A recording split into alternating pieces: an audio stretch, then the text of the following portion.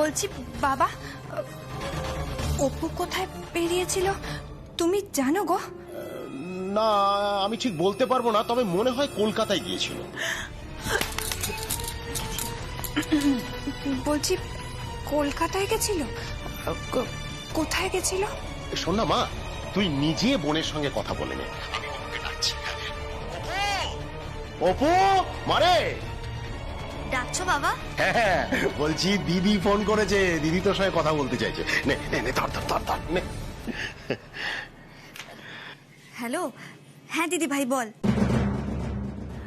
আমরা আছি সেটা বলবে না বোনকে, বলবে না। বলছি অপু, তুই আজ কলকাতায় কোথায় গেছিলিস রে? দিদি ভাই, তোকে কে বললো আমি কলকাতায় গেছিলাম?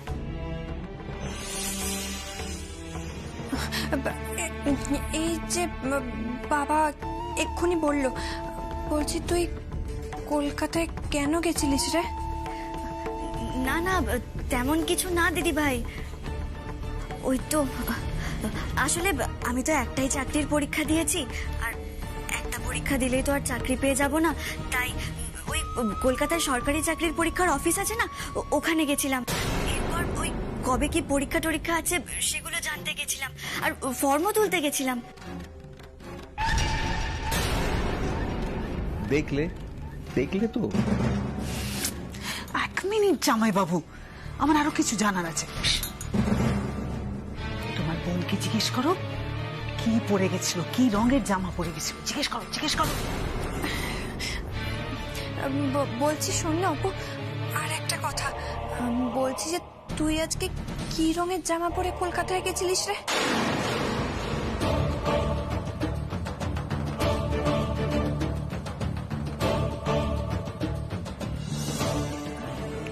কেন বলতো দিদি ভাই, আমি কি জামা পরে গেছিলাম তুই কেন জিজ্ঞেস করছিস? তুই বল না অপু।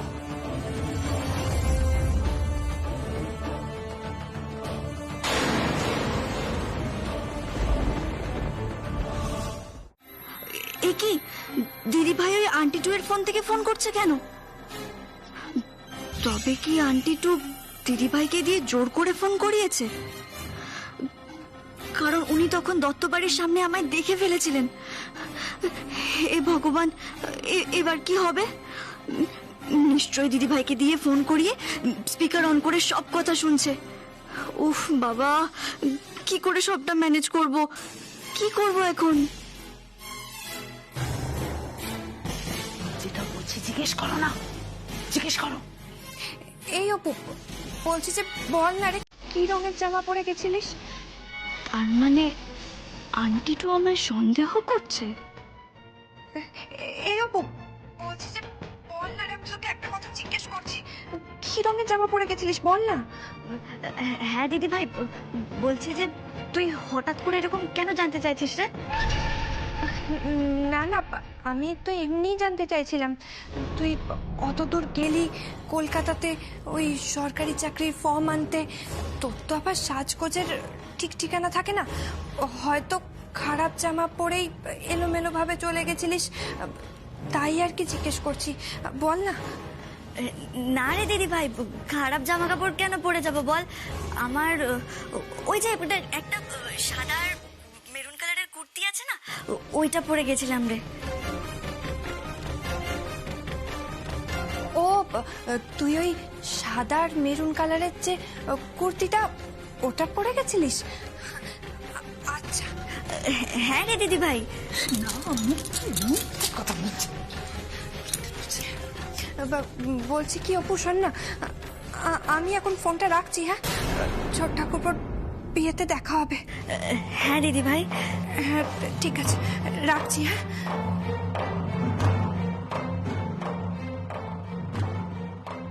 উফ, খুব বাঁচা বেঁচে গেছি। মনে হয় আন্টি টু বাড়ি গিয়ে বলে দিয়েছে আমাকে দেখেছে, বাবার মতো কাউকে দেখেছে, আর তাই শিওর হওয়ার জন্য ফোনটা করেছে। ওরে বাবা রে, সর্বনাশ! তার মানে কি আন্টি ওয়ানও ওখানে ছিল? আচ্ছা, ওই আন্টি টু মোনালিসা দত্তর বাড়ি গিয়েও আমার কথা জিজ্ঞেস করেনি তো?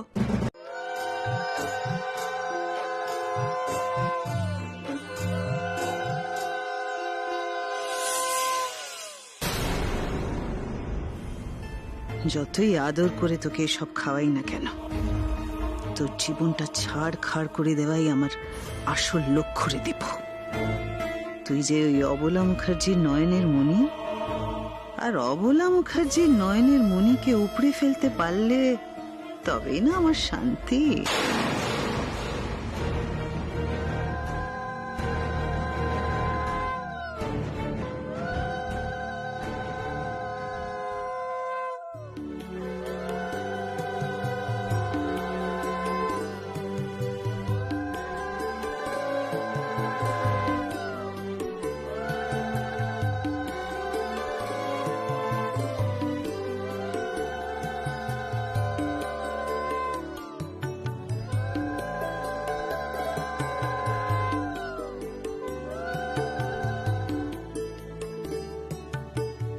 এ বাবা, আমার না উঠতে একদম দেরি হয়ে গেছে। এবারে দীপুকে আমি খাওয়াবো। কিন্তু আমি যে আর খেতে পারছি না, সকাল সকাল এত খাওয়া যায় না মা। ওরে খাওয়া না গেলেও খেতেই হবে। তোর বাপ ঠাকুরদা খেয়ে এসেছে, এখন তোর পালা। তোর দাদারাও এসব খেয়েছে রে দীপু, আর এবার যদি তুই না খাস তাহলে আখেরে তোরই লস। সারাটা দিন ওই হরি মটর মানে ওই উপোস করে থাকতে হবে আর কি সারাটা দিন। বেশ হবে। আহারে, এরম ভাবে বলিস না।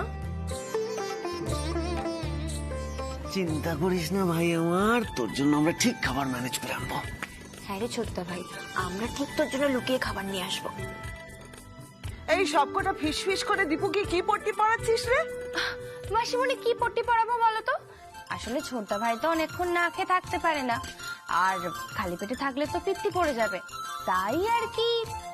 না গো দিদি, আমার মনে হয় ওরা লুকিয়ে লুকিয়ে দীপুকে কাবাব খাওয়ানোর কথা বলছে। না না, ওটি হচ্ছে না। নিয়মটা নিয়মই। আর এই অবলা মুখার্জির বাড়িতে না নিয়মের কোনো অন্যতা হবে না। ব্যাস হয়ে গেল। হয়ে গেল মানে? সব নিয়মের তো একটা কারণ আছে, নাকি যুগের সাথে সাথে আচার অনুষ্ঠান সব নাকে তুলে দেবে? আমার বাড়িতে নিয়মের কখনো বেনিয়ম হবে না। এই মেঘা বর্ষার যখন বিয়ে হবে, ওদেরকে কিন্তু আমি কিচ্ছুটি মুখে তুলতে দেবো না, কিচ্ছু খেতে দেবো না। হ্যাঁ তাই তো, আমার মতন মেয়ে কোথায় সারাটা দিন না খেয়েছিল। সেই সকালবেলা দধিমঙ্গল হয়েছিল, তারপর তো কিছুই খাইনি। সেই জন্যই তো তুমি মেজদা ভাইয়ের মতো হীরের টুকরো বর পেয়েছো মেজ বৌদি। মেজদা ভাইও কিন্তু সারা দিন না খেয়েছিল। ওই বেশি বলতে যাস না, হাটে হাঁড়ি ভেঙে যেতে পারে। এই কি বলছিস ফিস ফিস করে? অবলা, ওরা কি ফিসফিস করছে ছেড়ে দাও না। ওদের তুই ফিসফিস করারই বয়স। তোমরা ভালো করে তাকিয়ে দেখো, তাড়াতাড়ি যাও জল সইতে যাও, নাহলে সূর্য না উঠে মধ্য গগনে। ও বুঝতে পেরেছি, আমাদেরকে জল সইতে পাঠিয়ে নিজে ঘুমোতে যাওয়ার তাল করছে নাকি? ঘুম? কাল রাত থেকে ঘুম কাকে বলে জানি না। মাঝরাতে উঠে চঞ্চলকে নিয়ে গঞ্জের আড়তে গিয়ে 5-5টা কাতলা, যার মোট ওজন হবে 30 সের, সেইটি বেছে রেখে এসেছি। 450 পিস মাছ হবে বলে এসেছি, আর তার সঙ্গে বলেছি যে মুড়োগুলো টুকরো করে দিতে, ওইগুলো দিয়ে মুড়িঘণ্ট জমিয়ে রাঁধা যাবে। বলে কি, এবারে জমিয়ে রাঁধতে হবে। আরে কিছুক্ষণের মধ্যে রান্নার লোকেরা এসে পড়বে, ভেন বসবে, আমি নাকি ঘুম নিয়ে ব্যস্ত হয়ে পড়ছি। তারপর তো আবার খাসির মাংস আছে, সেটা তো তদারকি করতে হবে। হ্যাঁ বাবা, বিয়ের দিনই এত জামাই বাবু, বউ ভাতের দিন কি হবে? আরে বিয়ে আর বউ ভাত কি বলছো শালিকা? বউ ভাতে তো এলাহি ব্যাপার। আরে বাবা, কার ছোট ছেলের বিয়ে দেখতে হবে তো। অনাদি মুগুজ্জের ছোট ছেলের বিয়ে হচ্ছে, এমন বিয়ে হবে হালি শহরের মানুষজন বছরের পর বছর মনে রাখবে, বলবে হ্যাঁ বিয়ে হয়েছিল বটে একখানা। শুধু কি হালি শহরের মানুষজন, কত অঞ্চল থেকে, কত প্রদেশ থেকে মানুষজন, পরিজন, বন্ধু বান্ধব সব আসবে। তারপর আমার 3 বৌমার বাপের বাড়ির লোকজন আসবে। বড় বৌমা, মেজ বৌমার বাপের বাড়ি তো এসেই গেছে। সেজ বৌমা, তোমার বাড়ির লোকজন কখন আসবে মা? ওরা তো সকাল সকালই চলে আসবে বলেছে। আর অপুমা আসবে তো? হ্যাঁ, ও চলে আসবে। আপনাকে আসতেই হবে অপু, আপনাকে আসতেই হবে। আমি নিজে কার্ড দিয়ে আপনাকে নিমন্ত্রণ করেছি বলে কথা। আসতেই হবে আপনাকে অপু, আসতেই হবে। অপয় আমি। ঠিক আছে, এ বাড়িতে পা দিলেই যখন অনর্থ হয়, আমি না হয় চলে যাচ্ছি।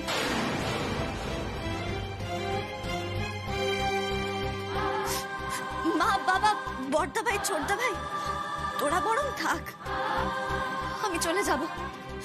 মা, আমাকে বাড়ির চাবিটা তুমি দিয়ে দাও, আমি এখনই চলে যাব।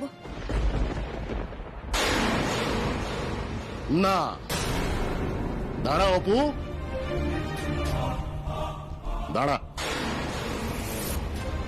এবার আমাকে একটু কিছু বলতে দে। যে অপ্রীতিকর অবস্থা তৈরি হয়েছে এখানে, সেখানে দাঁড়িয়ে এই মুহূর্তে তুই যেখান থেকে চলে যাবার কথা ভেবেছিস, আমি তাকে সম্পূর্ণ সমর্থন করি।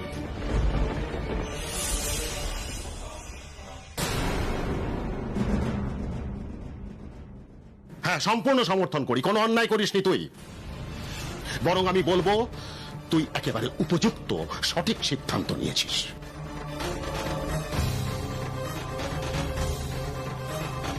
এখানে থাকবার কোনো প্রয়োজন নেই। তবে তোকে একা আমি যেতে দেব না মা, আমরা সবাই যাবো। হ্যাঁ পরমা, চলো, এখানে থাকবার আর কোনো প্রয়োজন নেই।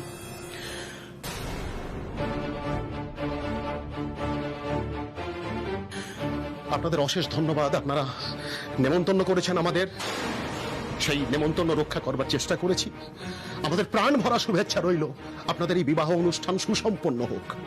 কিন্তু আমরা এখানে আর থাকতে পারবো না। হ্যাঁ মা, তোর অপমান মানে আমাদের এখানকার সবার অপমান। এই মুহূর্তে তুই এবং তোর সিদ্ধান্ত আমার কাছে খুব গুরুত্বপূর্ণ। খুব। চল, আসি। বাবা আর আমি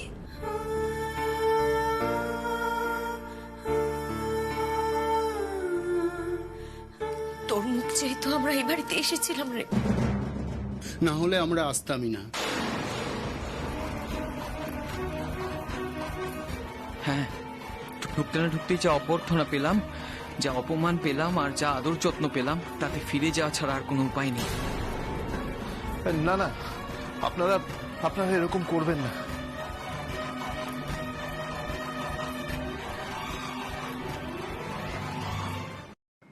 দীপু, তুই কেন আটকাচ্ছিস? চলে যেতে দে না।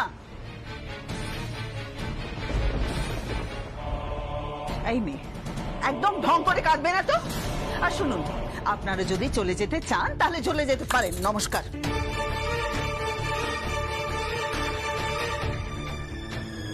মা, আজকে আমার বিয়ে, আর আজকের দিনে ওনারা যদি এভাবে এখান থেকে চলে যান, তাহলে আমার কি ক্ষতি হবে আমি জানি না, কিন্তু আমাদের সংসারের, আমাদের পরিবারের যে ঘোর অকল্যাণ হবে সেটা নিশ্চিত। মা,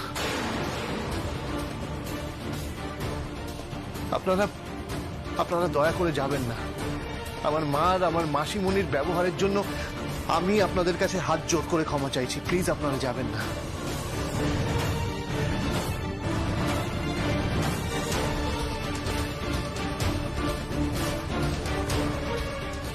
আমিও হাত জোর করে আপনাদের কাছে ক্ষমা চাইছি।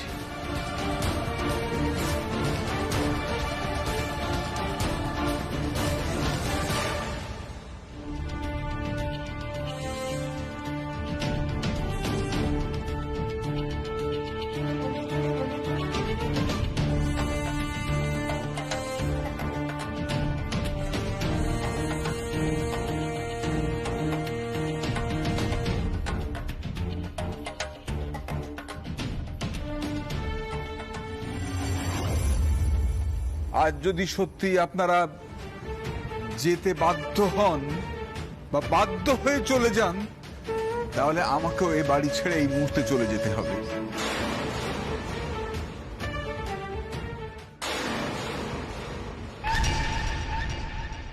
তুমি কি বলছো? কি ঠিকই বলছি। তুমি তো জানো অবলা, আমি এমনিতে কাদা মাটির তাল তুমি যেমন গড়ো, যেমন ভাঙো, আমি তেমনি গড়ি, তেমনি ভাঙি। কিন্তু যদি কঠিন হই, তাহলে তোমার থেকেও আমি কঠিন হতে পারি, এটা বোধহয় তোমার জানা ছিল না। তাই আমি বলছি যে তোমার ছোট ছেলের বিয়েতে আমার বোধহয় আর থাকা হলো না।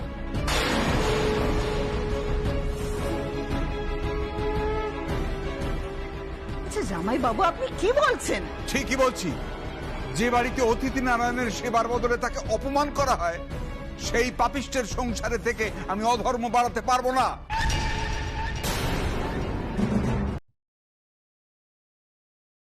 আচ্ছা দীপু, অপুকে তাড়িয়ে দেওয়ার কথা বলে তোর এত গায়ে লাগে কেন বলতো? তোর এত গায়ে লাগে কেন? হ্যাঁ, গায়ে লাগছে, কারণ অপুকে আমি নিজে কার্ড দিয়ে নিমন্ত্রণ করেছিলাম মা।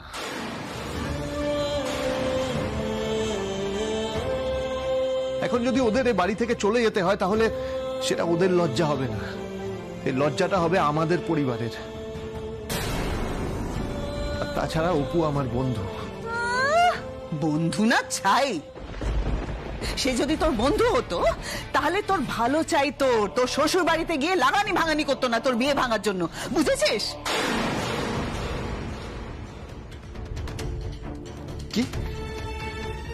কি বললে তুমি?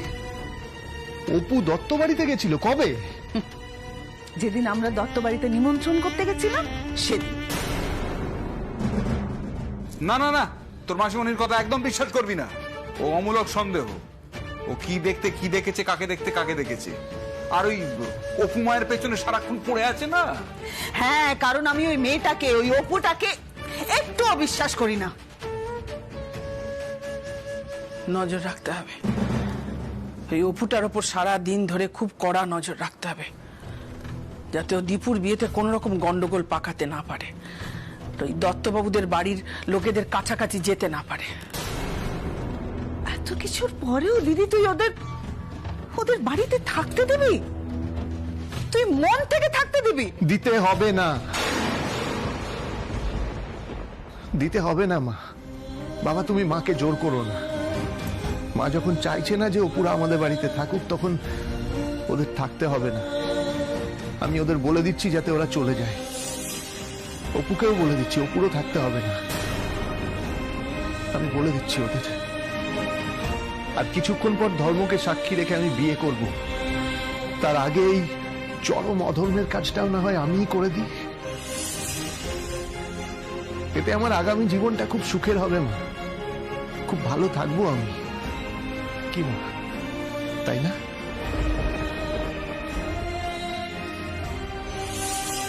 আপনারা কেন আমার বাবার সাথে এভাবে কথা বলছেন বলুন তো? কেন? এই মেয়ে, আর একটা কথা বলবে না তুমি। তোমার জন্য অলরেডি আমি অনেক অপমানিত হয়েছি, তোমাদের প্রত্যেকের জন্য, বিশেষ করে তোমার জন্য। আমার বাড়ির প্রত্যেকটা লোকের কাছে পদে পদে আমার মাথা হেঁট হয়ে গেছে তোমার জন্য। হ্যাঁ, আমি ইচ্ছে করে কিচ্ছু করিনি, যা হয়েছে সেটা অনিচ্ছাকৃত ভুল। তার জন্য তো আমরা চলেও যেতে চেয়েছিলাম। হ্যাঁ, জানা চলে। কেন এখনো দাঁড়িয়েছিস? কোন মুখে দাঁড়িয়ে আছিস এখানে বলতে পারিস? যা, চলে যা। সেই তুই এলি আর একটা ঠিক কাণ্ড বাঁধিয়ে দিলি। বল, একটু দেখে চলতে পারিস না? হাঁটা চলার সময় কি চোখ বন্ধ করে হাঁটিস নাকি? তুই আমাকে একটু শান্তিতে থাকতে দিবি না? একটু শান্তিতে সংসারটা করতে দিবি না? সরি দিদি ভাই, আমি তোকে কোনো বিপদে ফেলতে চাইনি, কোনো অস্বস্তির মধ্যে ফেলতে চাইনি। যা হয়েছে সবটাই একটা দুর্ঘটনা। নেকা মিথ্যেবাদী কোথাকার। না না, আমার মেয়ে আর যাই হোক মিথ্যে কথা বলে না। বাহ, চমৎকার।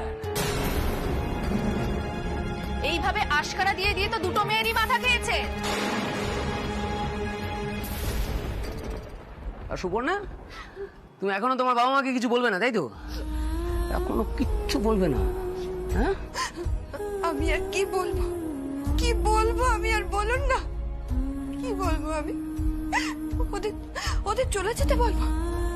আপনারা তো সবাই বললেন ওকে চলে যেতে, আমি আর কি বলবো?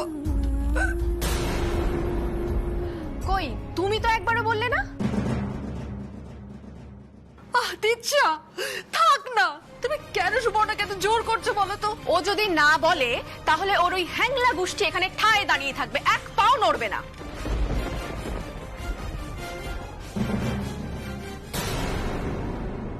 ঠিক আছে, আমি বলছি, তোমরা চলে যাও এখান থেকে, তোমরা চলে যাও এখান থেকে। বাবা মা, তোমরা চলে যাও এখান থেকে, আর এখানে এইভাবে দাঁড়িয়ে থেকো না, আর জীবনে তোমরা এ বাড়িতে এসো না, এসো না তোমরা এ বাড়িতে, চলে যাও।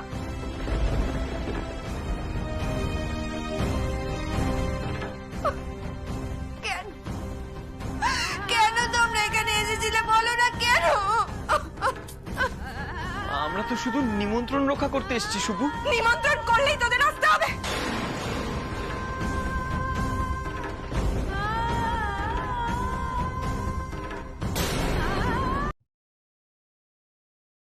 আর তাছাড়া আমরা তো সবাই আছি, আর আমি একাই তো 6-7টা তত্ত্ব একসাথে নিয়ে নিতে পারবো। যা বাবা, এটা আবার তুমি কখন বললে? আমি তো শুরু থেকেই বলে যাচ্ছি এই কথাটা। আর অপু তো এখানে অতিথি হয়ে এসছে, ও কেন তত্ত্ব নিয়ে যাবে? কেন কেন যেতে পারবে না কেন? আচ্ছা, ওরা তো শুধুমাত্র অতিথি নয় আমাদের, ওরা তো আমাদের আত্মীয়। তো অপুর দাদারা তত্ত্ব নিয়ে যেতেই পারে। না, যেতে পারে না। ওমের মতিগতি ভালো নয়। তারপর তো শ্বশুর বাড়িতে গিয়ে কি কাণ্ড বাঁধিয়ে বসবে ভগবান জানে। ওর যাওয়ার দরকার নেই। ওরা আমাদের বাড়িতে তোর বিয়েতে এসেছে, আসুক, থাক, খাক, বিশ্রাম নিক, তারপর বাড়ি ফিরে যাক। বিয়ের কোনো ব্যাপারে জড়ানোর দরকার নেই, বিশেষ করে অপুকে তো নয়। কি হলো? তোমরা থমমেন দাঁড়িয়ে রইলে কেন? বলছি না দেরি হয়ে যাচ্ছে, তাড়াতাড়ি নাও। মেজো বৌমা হাতে হাতে করো না, তাড়াতাড়ি করো। নে বড় বৌমা, তাড়াতাড়ি নাও। আর গিয়ে তোমরা ফোন করো কিন্তু মনে করে, তাড়াতাড়ি নাও।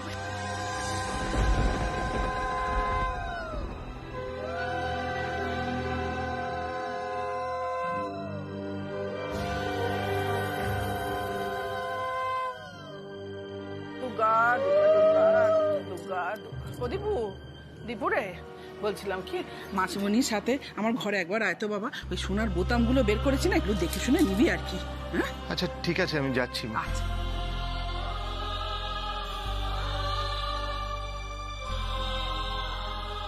দিদি রে, তুই খুব ভালো করেছিস। ওই অপুটাকে তত্ত্ব নিয়ে যাওয়ার অনুমতি দিসনি, বেশ করেছিস। ওই গরিব ঘরের মেয়ে আবার এত বড় বাড়িতে তত্ত্ব নিয়ে যাবে? আমি তো সেজ বৌমাকে স্পষ্ট বলে দিয়েছি, ওর ওই বেয়ারা বোনকে যেন বলে দেয় গেস্ট রুম থেকে বেশি না বেরোতে। উফ বাবা, আমাদের দীপুর বিয়েটা ভালোই ভালোই মিটলে আমি বাঁচি গো ঠাকুর। আবার তো বরযাত্রীতে যাবে, আমি ওদের স্পষ্ট বলে দিয়েছি বরযাত্রী খেয়ে যেন সোনারগঞ্জের বাড়িতে ফেরত চলে যায়। আবার নয় বৌভাতের দিন আসবে, লাগাতার 3 দিন তো ওদের সহ্য করতে হবে না। অসহ্য অসহ্য একেবারে।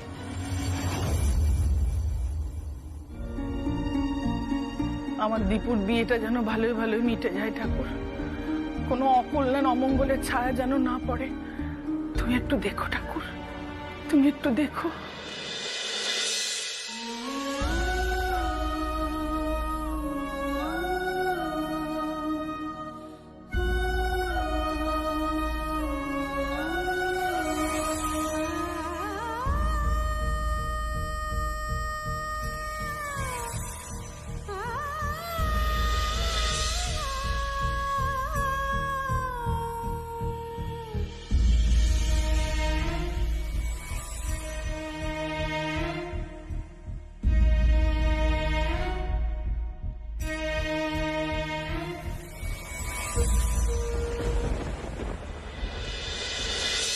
হ্যাঁ রে, জামাই বাবুর গায়ে ছোঁয়ানো হলুদ তোর গায়ে লেগেই গেল, তাই না? হ্যাঁ। আচ্ছা দিদি ভাই, এটা কেমন নিয়ম বলতো? হবু বরের গায়ে ছোঁয়ানো হলুদ কনের গায়ে ছোঁয়াতে হবে, তারপর নাকি সে কনের সাজে সাজতে পারবে। এসব আবার কেমন নিয়ম রে? আমি বাবা বুঝি না। দূর পাগলি, এটা আবার নিয়ম নাকি? এটা হলো একটা সংস্কার, একটা মিষ্টি সংস্কার। কনের গায়ে তার হবু স্বামীর পাঠানো প্রথম ছোঁয়া, প্রথম পরশ। ঠিক এইভাবেই একটু একটু করে সম্পূর্ণ অচেনা দুজন মানুষ একসাথে থাকার অঙ্গীকারে আবদ্ধ হয়। গায়ে হলুদই তো হলো শুভ বিবাহের প্রথম ধাপ রে। দেখবি তোর যখন বিয়ে হবে তোর সাথেও এসব হবে। তোর হবু স্বামীর গায়ে ঠেকানো হলুদ তোর গালে লাগানো হবে, বুঝলি? তখন বুঝতে পারবি যে এটা একটা কতটা সুন্দর অনুভূতি, কতটা সুখের অনুভূতি। ধর,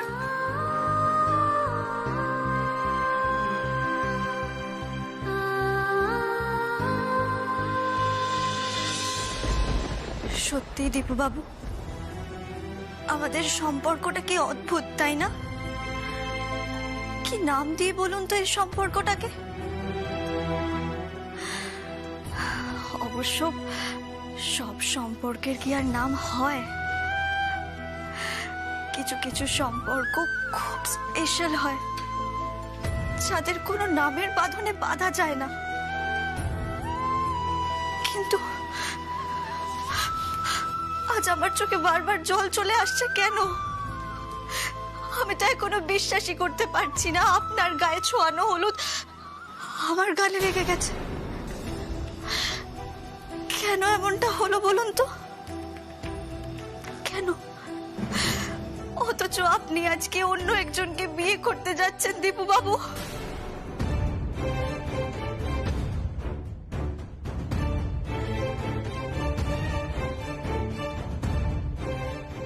আপনি কি আমায় কিছু বললেন অপু?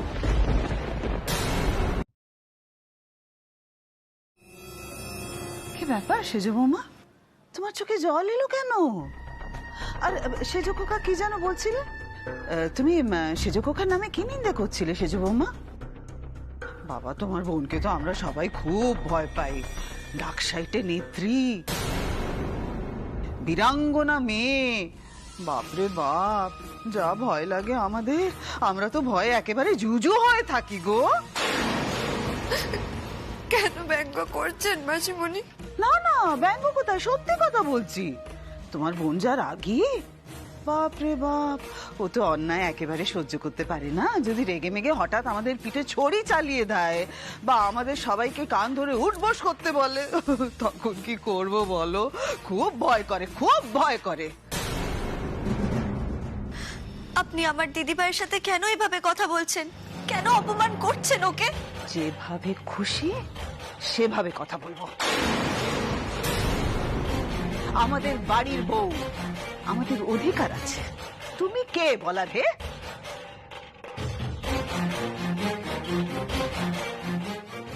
কাউকে অপমান করার জন্য অধিকার বোধ লাগে সেটা আমি জীবনে কোনোদিনও শুনিনি।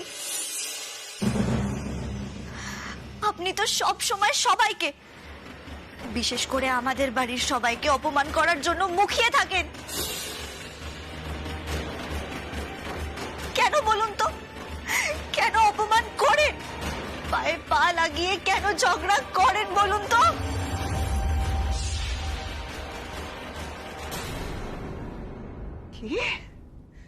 কি বললে তুমি? আমাকে এভাবে অপমান করছো? তোমার এত সাহস, আমাকে এভাবে অপমান করছো? দিদি রে, তোদের বাড়িতে থাকি খাই বলে কিভাবে বাপের বাড়ির লোকজন এলে ভাড়া করে আমাকে অপমান করলো। ও দিদি, দিদি রে, অযুতি কি হয়েছে?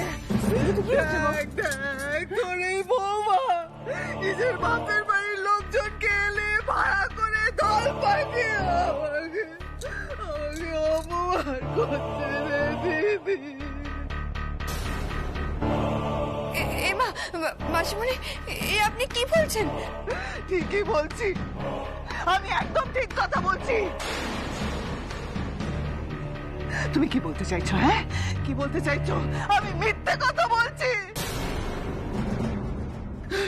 ও দিদি দেখ দেখ দেখ দেখ আমাকে মিথ্যেবাদী বললো, হায় ভগবান। না না মাসিমণি, আপনি আমাকে ভুল বুঝছেন। আমি শুধুমাত্র আমার বোনকে বোঝাচ্ছিলাম যাতে ও সবার সাথে ভালো ব্যবহার করে। মিথ্যে কথা বলছে রে দিদি, মিথ্যে কথা বলছে। ও দিদি রে, তুই এর বিচার কর দিদি। দিদি এখন কি বিচার করার সময়? হ্যাঁ, ঘরে সব আত্মীয় স্বজন সবাই এসে গেছে। ফুল মামি, ন কাকি, রাঙা মাইমা, জ্যাঠামশাই সবাই এসে গেছে। তোর জন্য দেখা করার জন্য সব উদ্গ্রীব হয়ে বসে আছে। তো তাড়াতাড়ি চল। এই যে সেজে বৌমা, আমি না এসব নিন্দে মন্দে একদম পছন্দ করি না। আর একটা কথা মনে রেখো, চিত হয়ে আকাশের দিকে তাকিয়ে থুতু ফেললে সেটা নিজের গায়ে এসে পড়ে, পরিবারের বুকে এসে লাগে। যাও, এখানে দাঁড়িয়ে অকাজ না করে অনেকগুলো কাজ আছে, ওখানে গিয়ে কাজ করো। যাও যদি, চল চল তো।